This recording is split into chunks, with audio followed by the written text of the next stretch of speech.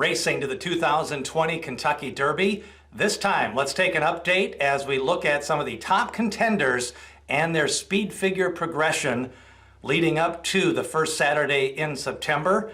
And I think a lot of times handicappers don't realize, because they get so wrapped up in the day-to-day handicapping, that sometimes you got to take a step back and actually see the progression of some of these horses, and that'll help you determine possibility as you're betting future bets. This is where you take more of a comprehensive look. Are they progressing? Are they declining? Do you see any noticeable jumps in performance or patterns that may indicate a speed figure could be on the rise? So what we've got here is the Briz speed figures, and you can use this with any set of speed figures, Beyer, Brisnet, Thorograph, Rags. What you want to do is line them up start by start and start to see if the horse is progressing. Now let's start with Tiz the Law. He ran in the Belmont Stakes last Saturday, and he picked up a Brisnet speed figure of 106, and that is his second highest speed figure. And if you notice, he debuted with a 97 speed figure last fall. Now again, every speed figure has to be in context of when it was accomplished. Horses in August and September and October of their 2-year-old season are very rarely going to run 100 Brisnet speed figures. That's going to happen more when they turn 3 years old. So the fact that he debuted with a 97, then he came back in the Champagne and got a 93, and then went to an 89 at Churchill Downs.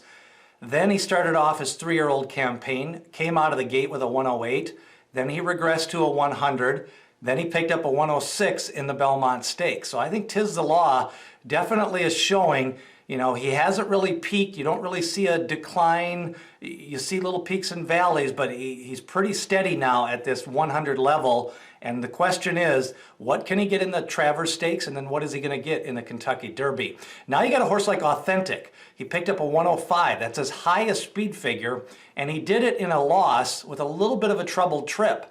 And he did it off a 91-day layoff, which we'll take a look at the day's rest progression in another video on Sunday. So make sure to watch that video. So now Authentic comes off a loss. He got a 105 though, so it actually was a good performance. And you can see, you know, he may have a little bit room for growth. One, he's only got 4 career starts. And 2, he did it off a long layoff, getting that 105. Now the horse that beat him, Honor AP, this is where it gets interesting. Again, he debuted with a 90, which was, for that time of the year, was a very solid Brisnet speed figure.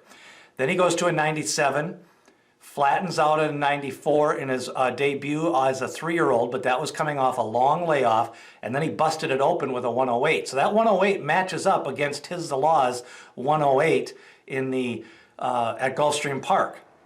So Honor AP probably has a little bit of room for growth. Again, just 4 career starts. Now you got King Guillermo. He picked up that 102, lost to Nadal, but still picked up a 99 in the Arkansas Derby. He's taking a long layoff, possibility of 120 days away, leading up to September 5th. Now you got a horse like AntiIndian. He drilled out the 103, 104, 102, but now look at his last 2 speed figures, a 94 and then a 91.